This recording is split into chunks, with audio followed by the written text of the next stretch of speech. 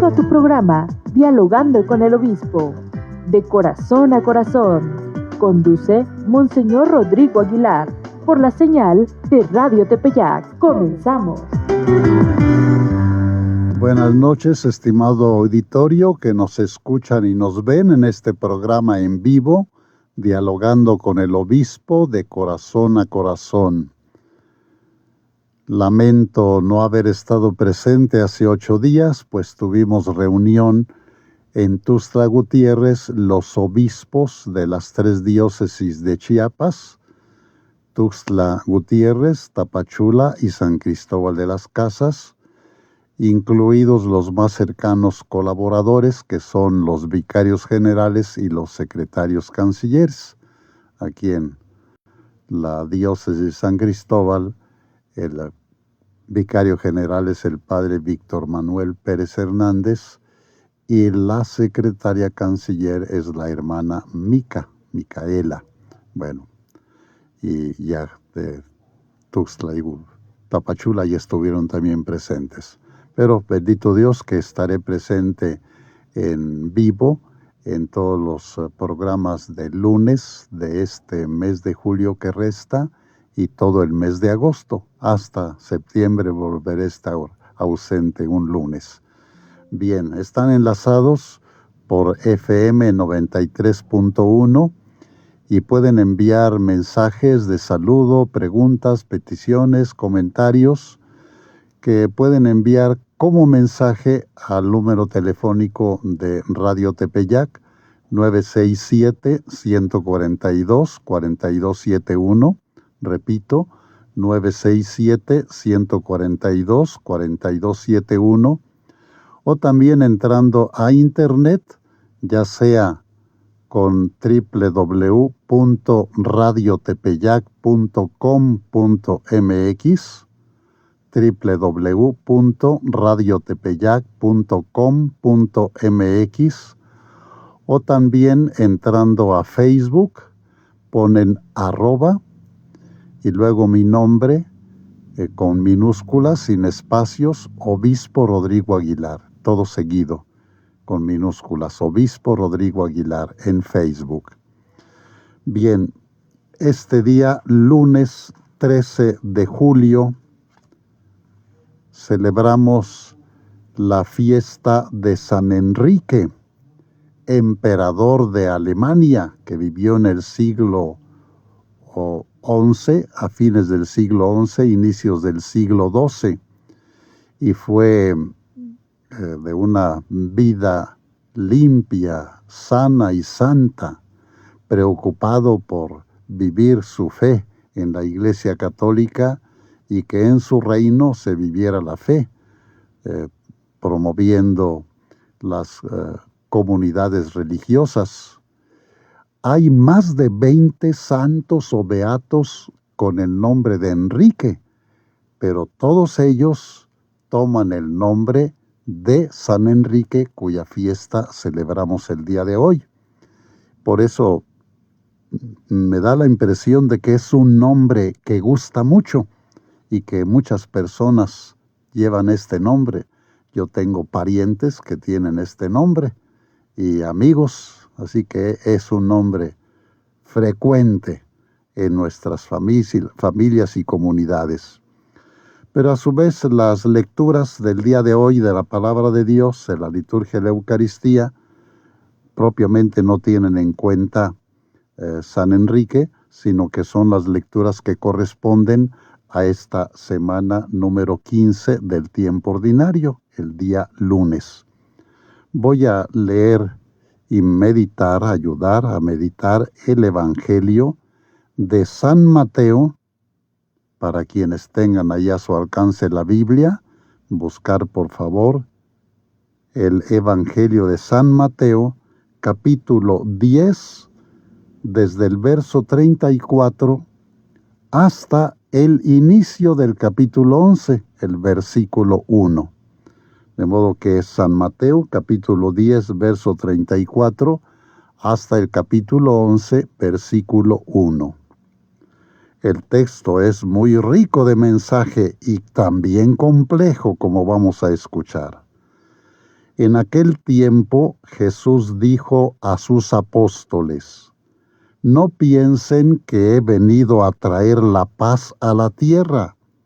No he venido a traer la paz, sino la guerra.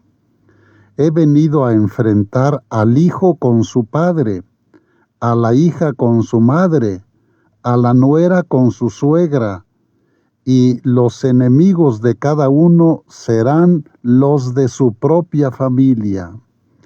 El que ama a su padre o a su madre más que a mí, no es digno de mí. El que ama a su hijo o a su hija más que a mí, no es digno de mí. Y el que no toma su cruz y me sigue, no es digno de mí. El que salve su vida, la perderá, y el que la pierda por mí, la salvará. Quien los recibe a ustedes, me recibe a mí, y quien me recibe a mí, recibe al que me ha enviado. El que recibe a un profeta por ser profeta, recibirá recompensa de profeta. El que recibe a un justo por ser justo, recibirá recompensa de justo. Quien diere, aunque no sea más que un vaso de agua fría, a uno de estos pequeños por ser discípulo mío, yo les aseguro que no perderá su recompensa. Cuando acabó de dar instrucciones a sus 12 discípulos, Jesús partió de ahí para enseñar y predicar en otras ciudades.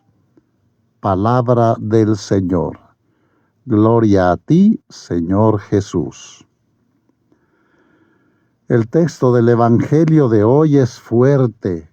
La primera frase que nos dice Jesús hasta nos puede cuestionar mucho y pensar, ¿de veras dijo Jesús eso? No piensen que he venido a traer la paz a la tierra. No he venido a traer la paz, sino la guerra. Y luego a enfrentar a los miembros de la propia familia, al hijo con su padre, a la hija con su madre, a la nuera con su suegra, y los enemigos de cada uno serán los de su propia familia. ¿Qué nos quiere decir Jesús con esto? Que no viene a traer una paz barata, una paz facilita, tampoco la paz que con frecuencia se quiere vivir como imposición. Los prepotentes que imponen su criterio, y la paz es que les obedezcan. Esa no es la paz que quiere Jesús. Desgraciadamente es frecuente pretender esta paz. Aquí mando yo y me escuchas. Con frecuencia en la familia puede haber ese tipo de paz, de una persona que manda, que se impone y los demás tienen que obedecer. Y con el machismo tan mexicano, pues con frecuencia el que manda es el varón, esposo o papá de la familia. Y Jesús menciona que viene a traer enfrentamiento entre los miembros de la familia. ¿Qué quiere decir Jesús con esto? Pues no que saluda a él con la paz, si ahora está diciendo que no trae la paz sino la guerra. Es que la paz que Jesús trae es algo que tiene que definirnos. Seguir completamente a Jesús. Y eso, como no todos lo queremos seguir igual, trae sus complicaciones.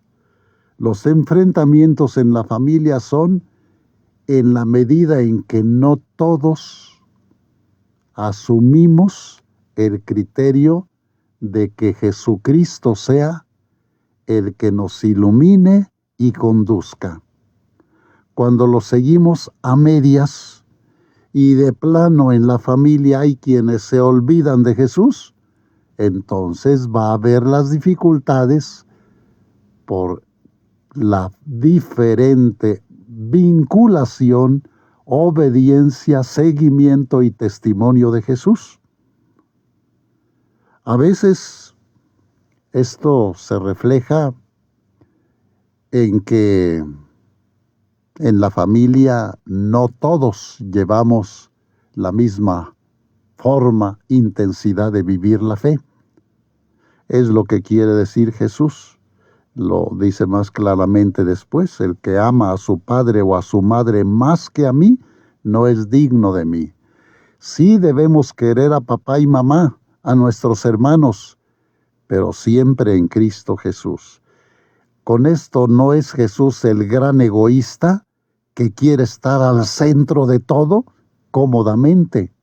No, de hecho, Él es humilde, paciente y entrega su vida muriendo en la cruz para darnos testimonio de humildad, de inmolación. De modo que el cariño que se tenga entre esposos, el cariño de papás con hijos, de hermanos entre sí, hijos con papás, y luego la familia más amplia que incluye abuelos, tíos, nietos, sobrinos, primos, que esta dinámica de relación entre la familia sea centrada en Jesucristo. De tal manera que poniendo a Jesucristo en primer lugar en la mente y en el corazón, así se note en la relación. Y si yo pongo en primerísimo lugar a Jesucristo en mi mente, en mi corazón, en mi palabra, y por eso chocamos, pues estamos prefiriendo a Cristo Jesús. No ceder por un aparente respeto humano, pero entonces no ponemos a Cristo en primer lugar. Esto nos complica, nos exige que la relación entre los miembros de la familia sea siempre centradas todas las personas en Jesucristo. Esto nos debe llevar a compromisos muy claros, muy concretos, de modo que nuestra relación, nuestro diálogo, brote de la oración, de la fe en Cristo, el seguimiento y testimonio de Cristo. Y el que quiera salvar su vida la perderá, sobre todo el que quiera salvar su vida ajeno a Cristo Jesús la perderá. Pero el que la pierda por mí, la salvará, dice Jesús. Quien los recibe a ustedes, me recibe a mí, y quien me recibe a mí, recibe al que me ha enviado. De modo que esto nos ayude a valorar la relación muy cariñosa, muy paciente, muy comprensiva, aprendiendo de Jesús.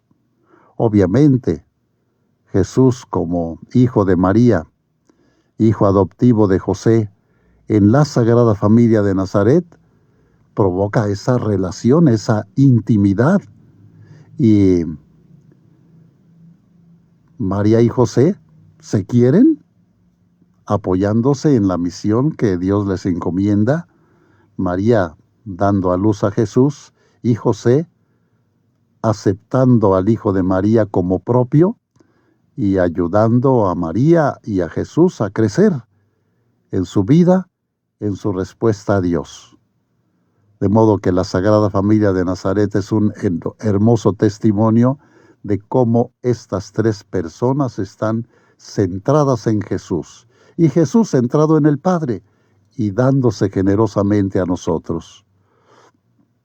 Nos lleva esto pues a renovar nuestra relación, siempre centrados en Cristo Jesús.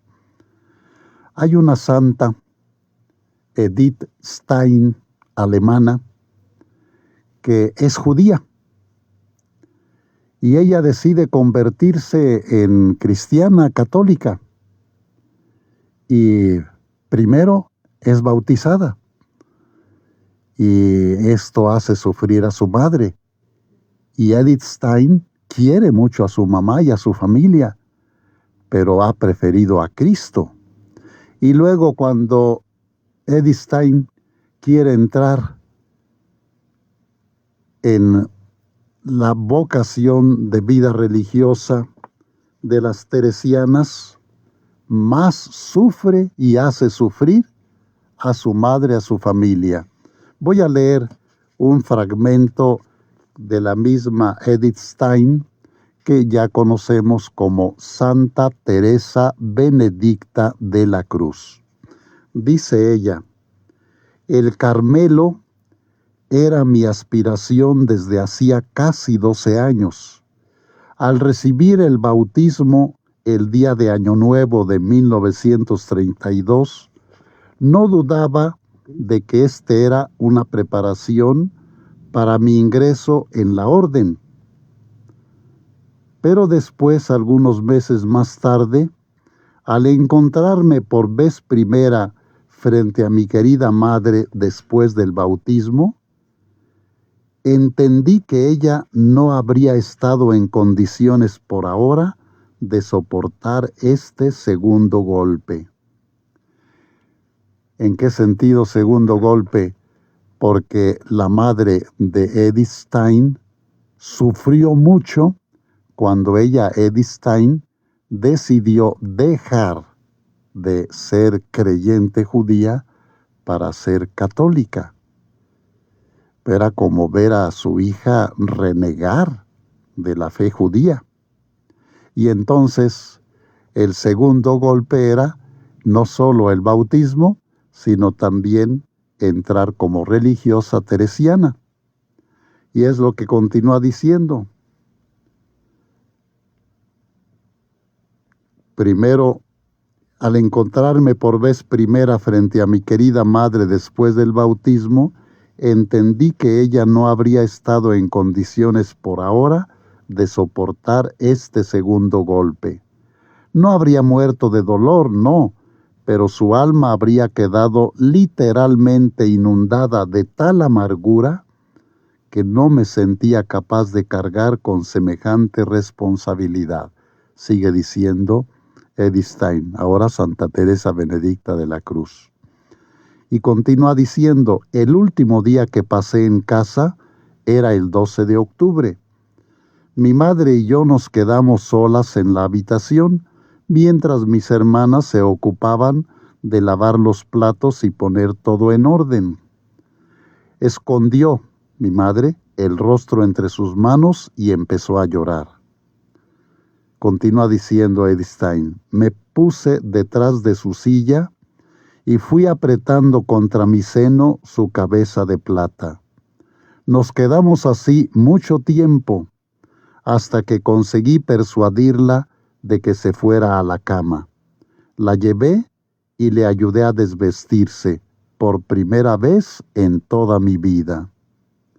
A las 5:30, al día siguiente temprano, salí como siempre de casa para escuchar la Santa Misa en la iglesia de San Miguel. Después nos reunimos para el desayuno. Erna, o sea, una hermana de Edith Stein, llegó hacia las 7. Mi madre intentaba tomar algo, pero pronto alejó la taza y empezó a llorar como la noche anterior. Me acerqué de nuevo a ella y me abracé a ella hasta el momento de marcharme. Entonces le hice una señal a Erna para que ocupara mi puesto. Tras ponerme el abrigo y el sombrero en la pieza de al lado, llegó el momento del adiós.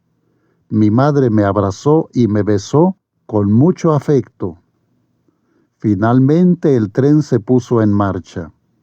Ahora se había hecho realidad lo que apenas me hubiera atrevido a esperar. No se trataba a buen seguro de una alegría exuberante que pudiera apoderarse de mí. Lo que había pasado era demasiado triste. O sea, sube al tren para viajar hacia donde iba a ingresar el convento teresiano. Iba contenta de dar ese paso, pero sufriendo de haber dejado a su madre con mucho dolor. Y continúa diciendo Edith Stein, lo que había pasado era demasiado triste, pero mi alma se encontraba en una paz perfecta en el puerto de la voluntad de Dios. Es un caso muy delicado, pero muy preciso, de cómo el amor profundo de Edith Stein, ahora Santa Teresa Benedicta de la Cruz, por Cristo, la lleva a renunciar a su fe judía, aunque haga sufrir a su madre. Ya después una hermana también entrará al convento como Edith Stein. Es un ejemplo muy delicado y muy profundo de cómo preferir a Jesucristo incluso al interno de la relación familiar, aunque se provoque dolor a otros miembros de la familia. En mi caso, pues sí, yo entré muy chico al seminario y de allí continué hasta ordenarme sacerdote, pero sí sufrió mamá y los hermanos, papá, mi partida al seminario, pero también veía yo que estaban contentos de que yo hubiera decidido ir al seminario. Sí llegó a comentar a veces mamá algún dolor de que yo era el primer hijo que dejaba la casa por ese motivo de haber entrado al seminario. De hecho, cuando fueron por primera vez a visitarme al seminario, ya después me comentaron mis hermanos que ella había dicho, van a ver cómo Rodrigo se va a querer regresar a la casa con nosotros. Yo no sabía eso. Cuando me despedí de ellos, abracé a todos y a cada uno y me metí corriendo al seminario. Esa era mi nueva casa, mi nueva familia, y que mamá se quedó llorando. Bueno, pues son situaciones que también yo de alguna manera viví y quiero seguir viviendo en mi decisión por Cristo. Que oremos unos por otros para que nuestro amor y seguimiento y testimonio de Jesucristo ilumine la relación con los demás y que las amistades, el parentesco más cercano sea siempre iluminado y fomentado por Jesucristo nuestro Señor. Bien, vamos a ver si hay algunas preguntas, más bien saludos de personas que ya se estén comunicando. Milant dice, buenas tardes, Monseñor. Me da mucho gusto saludarle y escuchar el mensaje de esta semana. Gracias, Milant, un saludo afectuoso. Humberto Aguilar, buenas noches, saludos y bendiciones desde Valle de Santiago, Guanajuato. Gracias, Beto, hermano, compadre, un saludo cariñoso. Mire, ya estoy recordando aquí aquella vivencia de cuando entré al seminario, pues tú eras un niño, junto con Pedro, que han sido los más chicos de la casa. Bueno, Mari Martínez, hola señor obispo Rodrigo, buenas noches, gusto saludarlo, Dios lo bendiga y lo cuide, siempre le mando un abrazo con mucho cariño. Saludos a la licenciada Malenita, cuídese y mándenos su bendición. Mari, gracias por tu saludo cariñoso desde Estados Unidos. Ya Malenita no está ayudando en este programa por su responsabilidad como abogada y sobre todo por los 2 bebés que tiene que cuidar. Entonces ya también ha renunciado a esto y ya no está viniendo aquí al programa. Dice, buenas noches, señor obispo. Una persona con esquizoafectivo está obligada a ir a misa todos los domingos. Ramón Gómez. Depende su situación, cómo vive esta disposición, pero voy a meditarlo, voy a investigar, a reflexionar y te escribo con más detenimiento de hoy en 8. Milán dice, ¿estuvo en el seminario de Celaya? No.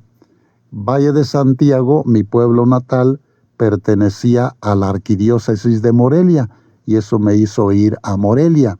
Además, cuando yo entré al seminario, Celaya era una parroquia o un grupo de parroquias, que ya había varias parroquias en la ciudad que pertenecían también a Morelia. Más bien ya después, cuando yo estaba en el tercero de teología, nació la diócesis de Celaya. Y los que eran seminaristas en Morelia, pero de parroquias que pasaban a ser la nueva diócesis de Celaya, pasaron a pertenecer a Celaya. De mi grupo, 4 compañeros vivían en poblaciones, parroquias de Celaya, y ellos sí, a partir de ese año, de tercero de teología, empezaron a formar parte de la diócesis de Celaya, de modo que ya luego, cuando se ordenaron sacerdotes, ya fue perteneciendo a Celaya. Ya posteriormente nació la diócesis de Irapuato, y ya siendo yo obispo, y mi parroquia, mi ciudad, pasó a ser de Irapuato. Dice otra persona: saludos, obispo Rodrigo Aguilar, que Dios te bendiga. Verónica, en Tierra Caliente. Saludos, Verónica. Tierra Caliente, aquí en la diócesis de San Cristóbal de las Casas. Para quienes son de Michoacán, hay allá una área muy grande de Tierra Caliente. Así se llama porque por el calor que hace. También aquí hay lugares fríos y lugares cálidos en Chiapas. Bien, son los saludos que han llegado hasta ahorita.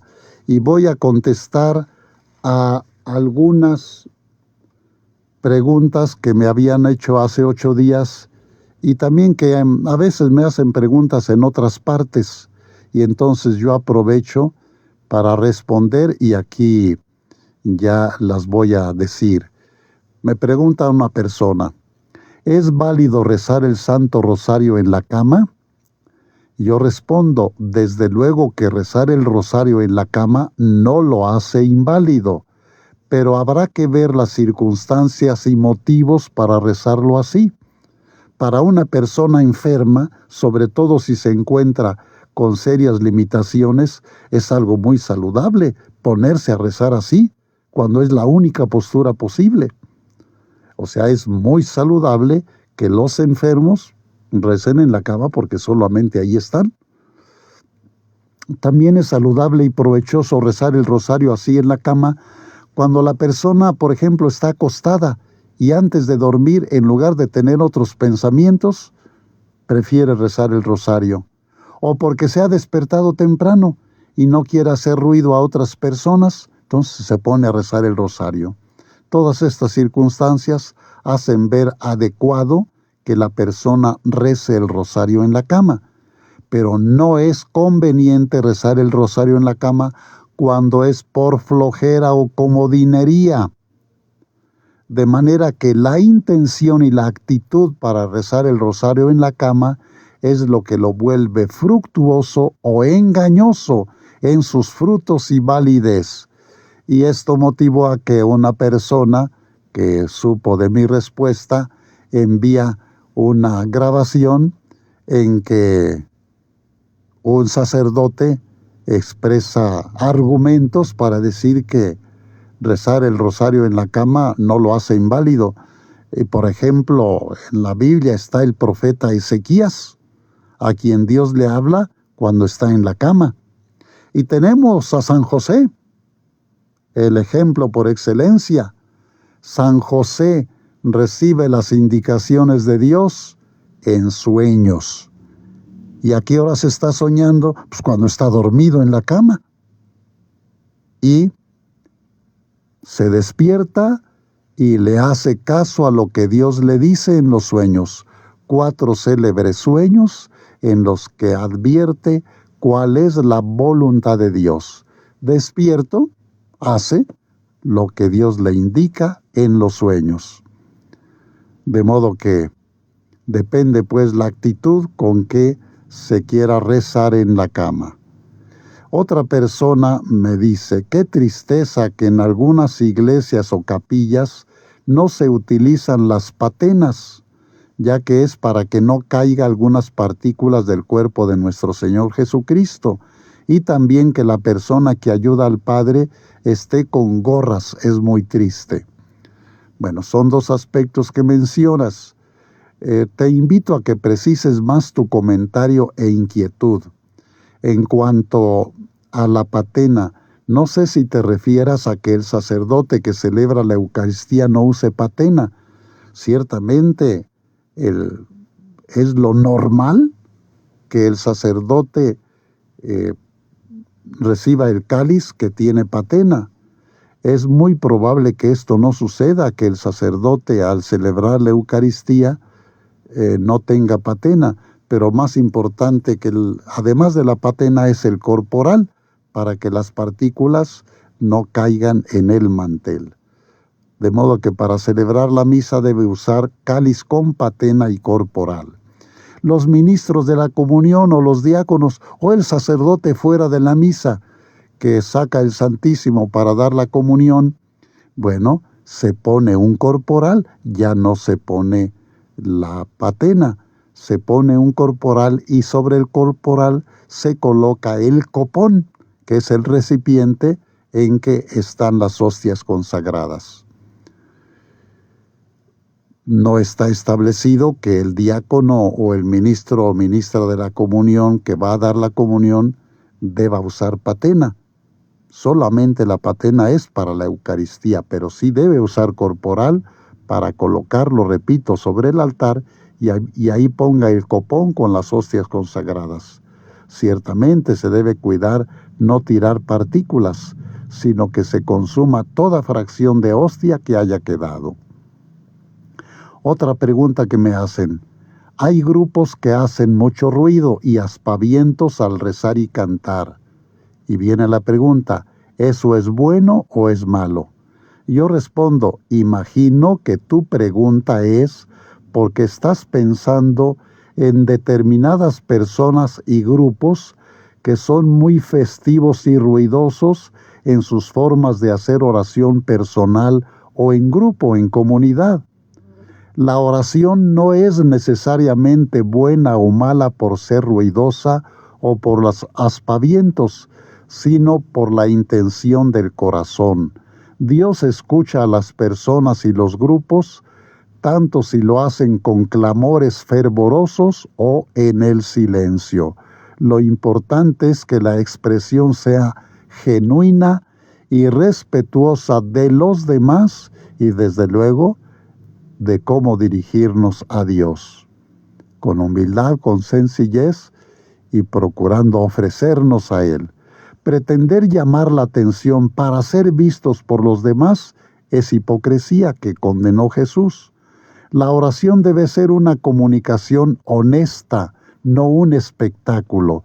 Ciertamente usar todo el cuerpo, a solas o en grupo, para alabar a Dios, incluyendo palmas y cantos, se mide por los frutos que se den para unirnos a Dios y a la comunidad. Orar en voz alta y con ademanes puede ser edificante, pues ayuda a unir a la asamblea en un mismo sentir, siempre y cuando no se convierta en una distracción para los demás.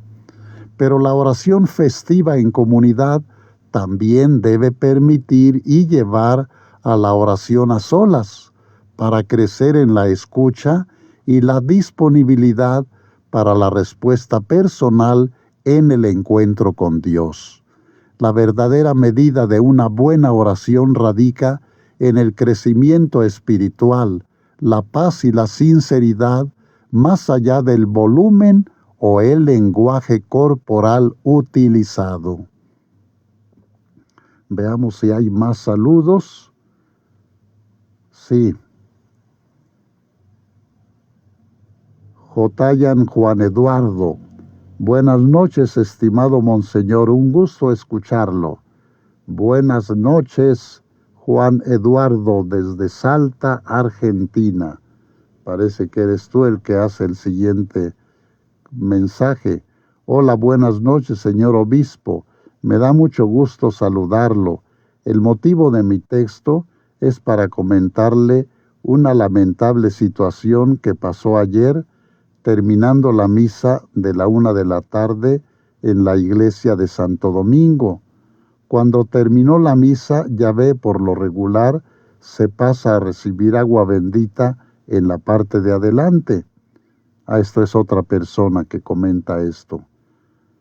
Me acerqué para recibirla, pero en la aglomeración de las personas me robaron el teléfono celular que llevaba en mi bolsa. Me da mucha tristeza que pase este tipo de cosas dentro de las iglesias. Ya no hay respeto en ningún lado. Hago el comentario para que tengan cuidado y no les pase lo mismo que a mí. Le pido su bendición. Sí. Es triste, es doloroso que precisamente dentro de la iglesia te hayan robado el celular. Sí hay que llevarlo con cuidado, que no se antoje para los que son amantes de lo ajeno. Juan Eduardo Jotayan: Monseñor, una consulta. Cuando se celebra un bautismo y hay 2 madrinas, pero una de ellas es hombre y se cambió de sexo, ¿cuándo hay que escribir en el certificado y luego en el libro de bautismo a quién se debe anotar? Esto habría que haberlo definido previamente, que los padrinos sean personas honorables que den buen testimonio de vida cristiana para saber educar al ahijado o ahijada en la fe que recibe por el bautismo.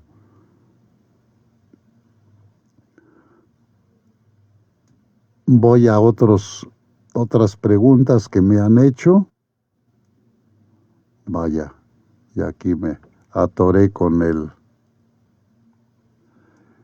¿Podría explicarme qué es la perijóresis? Me dice una persona aquí en Radio Tepeyac. Interesante pregunta. La perijóresis, llamada también pericóresis o inhabitación mutua, es una palabra y un concepto teológico que describe la unión íntima y la compenetración entre las 3 personas divinas de la Santísima Trinidad. Significa que el Padre, el Hijo y el Espíritu Santo habitan uno en los otros 2. Siendo un solo Dios, cada persona divina mantiene su identidad sin fusionarse ni confundirse. El término proviene del griego perikóresis. En su uso original parte de la raíz korein, contener, espacio, y korewein, danzar. Por eso históricamente también se la ha interpretado como una danza divina de la Santísima Trinidad, las 3 personas divinas, un flujo eterno de amor, conocimiento y glorificación mutua, donde cada persona divina acoge y se da a conocer a través de las otras 2. El Evangelio de San Juan es el que ofrece el más sólido fundamento a la doctrina de la perijóresis o pericóresis.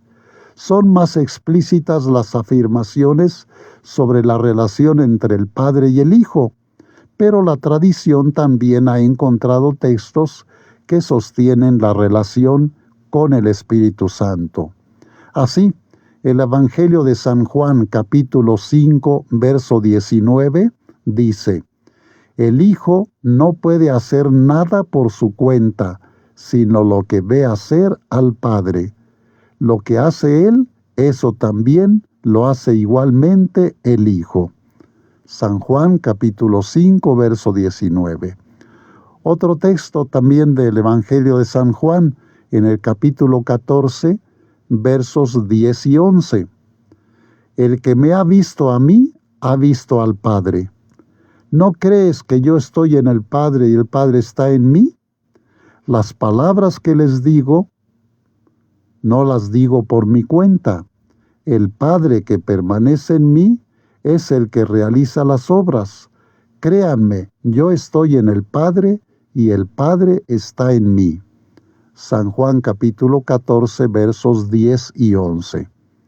Ahora, en el magisterio y la tradición de la Iglesia Católica a lo largo de los siglos, San Gregorio Nacianceno fue el primero en usar el término en ámbito teológico, pero lo hace para explicar la unión de dos naturalezas en Cristo, la humana y la divina. Fue San Juan Damasceno el primero en usar el término para explicar la unidad y Trinidad de Dios. Dice que las personas divinas se contienen totalmente una en la otra y utiliza esta imagen para explicarlo mejor. Dice así San Juan Damasceno: la divinidad es indivisa, o sea, no se divide, en realidades divisas como en tres soles que están el uno en el otro. Hay una única luz que se funde juntamente. Son imágenes para tratar de explicar la pericóresis. Aunque este término no se usa expresamente en documentos oficiales de la Iglesia, su contenido se encuentra expresado en diversos textos del magisterio de la Iglesia. El más importante es la bula Cantate Domino del Concilio de Florencia en el siglo XV, que habla de la inexistencia, o sea, existir de las personas divinas. El Padre existe en el Hijo existe en el Padre, el Espíritu Santo existe en el Padre y el Hijo. Aplicaciones de la pericóresis o pericóresis. Aunque se originó para explicar la Trinidad, el concepto se ha extendido a otras áreas teológicas. Ya, como decía, la cristología se usa para explicar la unión de las naturalezas divina y humana en la persona de Jesús sin que ninguna pierda sus atributos. La persona de Jesús tiene el cuerpo humano y es también divinidad. La relación Dios-mundo. En la teología moderna, algunos autores aplican la pericóresis para expresar cómo el Creador y su creación están en una constante y profunda comunión e interpenetración. También en la espiritualidad práctica, diversos teólogos sugieren que vivir la pericóresis significa identificarse profundamente con el prójimo, comprendiendo al otro antes de juzgarlo, reflejando así la dinámica del amor trinitario. Y yo esto lo aplico a la relación conyugal. La pericóresis podría significar la capacidad de los esposos para escucharse mutuamente sin pretender que la otra persona piense y actúe como yo veo que sea mejor, sino que haya una riqueza nueva, siendo esposo y esposa los dos diferentes, que están profundamente unidos y en comunión de intenciones. Es hermoso cuando los esposos buscan vivir así la pericóresis. Más todavía, si los esposos llevan a fondo el sentido de la pericóresis, esto les ayudará a reconocer y valorar a cada uno de los hijos, sin caer en rechazos y preferencias, sino amando a todos y a cada uno, reconociendo y acogiendo sus semejanzas y sus diferencias. De modo que tiene hermosas y comprometidas consecuencias para la relación conyugal y la relación familiar. Como decía, inspirándonos en el texto del Evangelio de hoy, desde Cristo, con Cristo, aceptarnos, querernos unos con otros, aunque seamos muy distintos en la familia. Más saludos. Juan Eduardo Jotayan dice también: Monseñor, una consulta. Cuando se celebra... Dice: buenas noches, señor obispo. Yo digo, cuando nosotros hacemos fila para recibir el cuerpo de nuestro Señor Jesucristo, nos ponen la patena, familia Molina Aguilar. No ponen la patena, es un platillo. O sea, esa no es patena, parece patena, pero es un platillo. Sí, lo ideal es que haya un monaguillo, acólito, que lleve un platillo para que cuando la persona que da la comunión lo deposita en la mano o en la boca de la persona que comulga, no caiga alguna partícula al piso. Es lo ideal, pero también no siempre se puede realizar así. Juan Eduardo Jotayan, Monseñor, un gustazo escucharlo. Muy bien. Milán, ¿una empatía mutua? Sí, la pericoris sería eso, una empatía mutua, una estima mutua, una valoración mutua. Es como está, por ejemplo, cuando dos amigos se quieren mucho y se respetan mucho. Eso, se valoran mutuamente y también crecen motivándose uno al otro. Dice Juan Eduardo, Monseñor, aquí comenzamos las vacaciones de invierno. Sí, estamos nosotros aquí, San Cristóbal de las Casas, dentro del hemisferio norte, que por cierto ya empieza a oscurecer más temprano, pero el hemisferio sur, y sobre todo allá en la Patagonia, al sur de Argentina y de Chile, allá por el contrario está haciendo mucho frío, nevando incluso. Bueno, más preguntas que me han hecho, ya se va casi terminando el tiempo. No sé qué problema estoy teniendo aquí.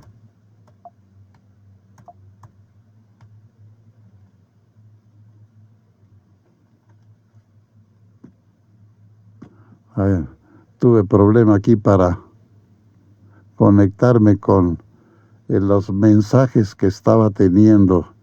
Ya se me... Usa tabulador para navegar y presiones. Ya. Otra pregunta que me hacían, ¿qué es la manósfera? Y yo respondo, curiosa e interesante esta pregunta que me haces, cuya palabra yo mismo desconocía y me ha llevado a investigar. Bendita inteligencia artificial que sabiendo investigar con criterio puede ayudar. Entonces encuentro esto.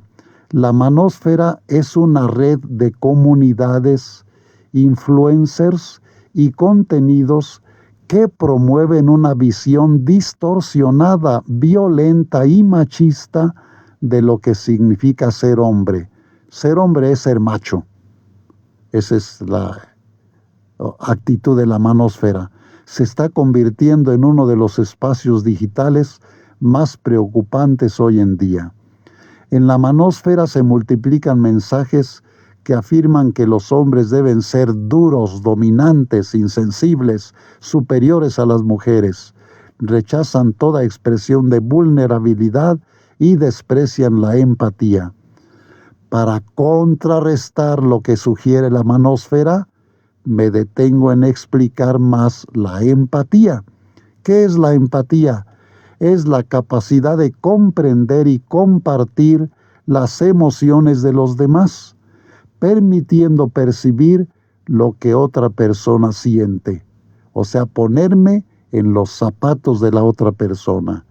La empatía es un componente fundamental de la inteligencia emocional que facilita la conexión con otras personas, fomenta el apoyo mutuo y mejora la comunicación. La empatía incluye principalmente dos aspectos o dimensiones, la empatía cognitiva y la empatía emocional o afectiva. La empatía cognitiva es la habilidad intelectual para entender el punto de vista o la situación de otra persona. Y la empatía emocional o afectiva es la capacidad de sentir realmente las emociones que está experimentando la otra persona. Las personas con un alto grado de empatía suelen destacar por su escucha activa. Prestan atención genuina a lo que los demás dicen sin detenerse en juzgar y más bien observando también la comunicación no verbal, o sea, los gestos o tono de voz. También destacan por la comprensión. Pueden ponerse, como decía, en los zapatos del otro, entendiendo por qué se sienten de esa manera, incluso aunque no compartan la misma opinión. Te comprendo y te acepto como estás pensando, como te estás sintiendo. Los que viven la empatía saben expresar sus opiniones y sentimientos respetando los de su interlocutor o interlocutores. ¿Por qué es importante la empatía? Porque es la base de la solidaridad, el altruismo y el respeto. Fomenta relaciones más sanas y contribuye a la resolución de problemas y conflictos que no logra quien se sostiene con el criterio de la manósfera. Otra pregunta que me han hecho muy delicada. ¿Se puede identificar a quien tenga intenciones de quitarse la vida? Es pregunta delicada, es una pregunta concreta sobre una realidad dolorosa y estrujante, especialmente cuando la persona es joven o se multiplican los factores de riesgo. Y desgraciadamente en la actualidad, nos dicen las noticias, son muchos los casos que se dan sobre todo de jóvenes. ¿Qué señales hay para advertir riesgos del suicidio en la persona que quiera quitarse la vida? Los comportamientos que mencionaré a continuación pueden ser algunas de las señales de advertencia de alguien que está pensando en quitarse la vida. Por ejemplo, que hable de querer morirse, de sentir una gran culpa o vergüenza, que ya no se siente con merecimiento de vivir, sentirse como una carga para los demás, sentirse con vacío, sin esperanza, atrapado o sin razón para vivir. La persona que esté ya inquieta para quitarse la vida se manifiesta extremadamente triste, ansiosa, varón o mujer, agitada, agitado, lleno de ira, o mostrar furia y hablar de buscar venganza. Puede moverse en extremos, de la ansiedad y tristeza a la furia y venganza, con un dolor insoportable, ya sea emocional o físico.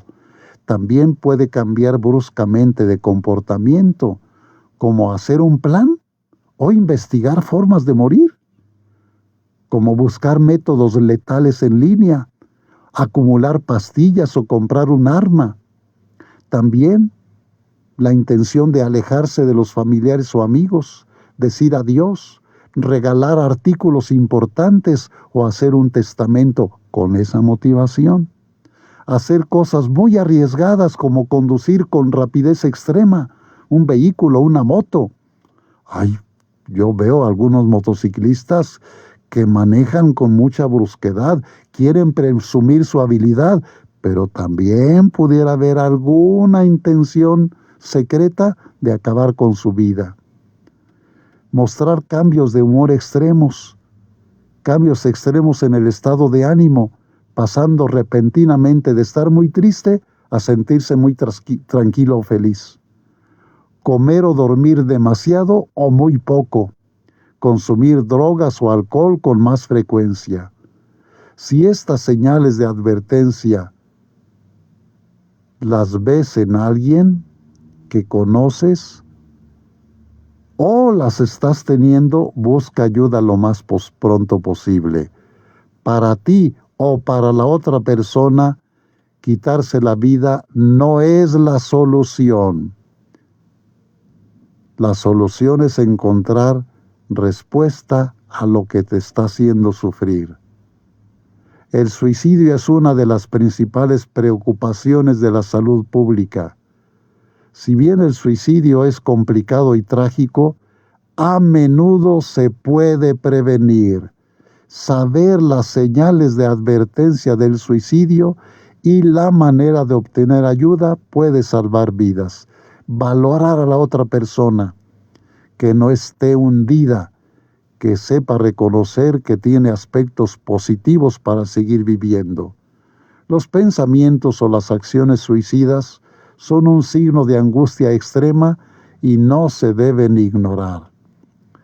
Si tú o alguien que conoces presenta estos signos de advertencia, busca ayuda, comenta, pregunta, sincérate con alguien de estima, de confianza, especialmente si el comportamiento que empiezas a tener es nuevo o ha aumentado recientemente. Tener a veces deudas fuertes que se sienten impagables también puede llevar a quitarse la vida. Las personas de todas las edades, sexos y etnias pueden correr riesgo de suicidio. El comportamiento suicida es complejo y no hay solo una causa que lo origine. Los principales factores de riesgo pueden ser múltiples, ya he mencionado varios factores: historial personal de intentos de suicidio anteriores, antecedentes familiares de trastornos mentales o de consumo de sustancias, antecedentes familiares que se han quitado la vida, exposición a violencia familiar, incluido el maltrato físico o abuso sexual. La persona que ha abusado sexualmente o que ha sufrido el abuso sexual, la presencia de pistolas u otras armas de fuego en el hogar, la libertad reciente tras un reclusorio o una cárcel.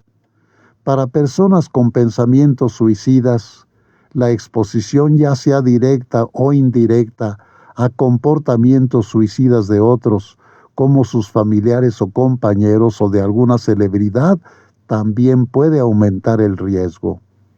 Es difícil saber quién actuará sobre sus pensamientos suicidas, pero no es la solución. Aunque es importante tener en cuenta los factores de riesgo de suicidio, una persona que activamente muestra signos de advertencia de querer quitarse la vida puede tener un mayor riesgo de correr peligro y necesita atención inmediata. Pero todos los seres humanos tenemos una misión, una tarea en vida. Entonces, cumplamos nuestra tarea. Y por muchos fracasos o rechazos que hayamos experimentado, vale la pena seguir viviendo. Reconozcamos los aspectos valiosos, positivos, que hemos dicho, que hemos hecho y que nos sostengan para seguir viviendo.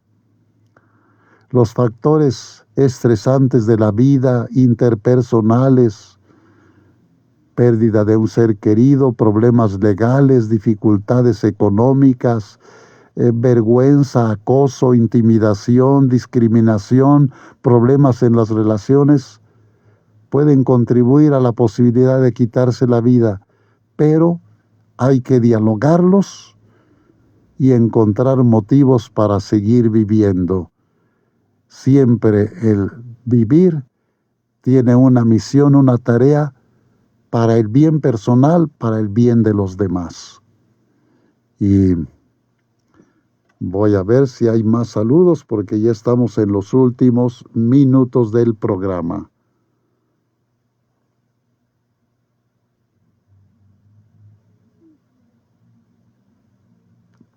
Miland, qué fuerte, monseñor.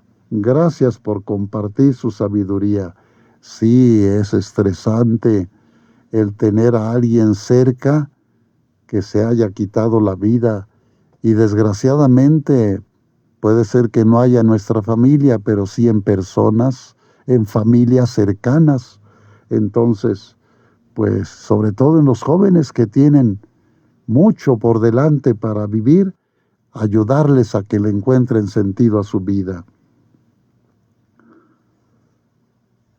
Parroquia de Santo Domingo de Guzmán, Comitán de Domínguez, Chiapas. Gracias por compartir con el pueblo su conocimiento, monseñor. Bien, pues ya también me han hecho algunas preguntas que responderé más detenidamente para el próximo lunes.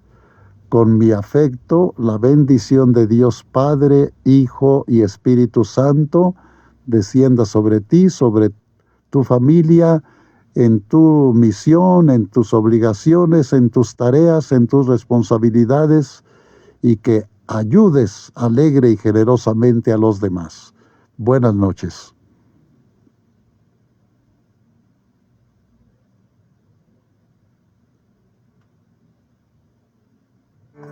Esto fue todo por hoy. Y recuerda, el próximo lunes tienes una cita con tu programa Dialogando con el Obispo, de corazón a corazón.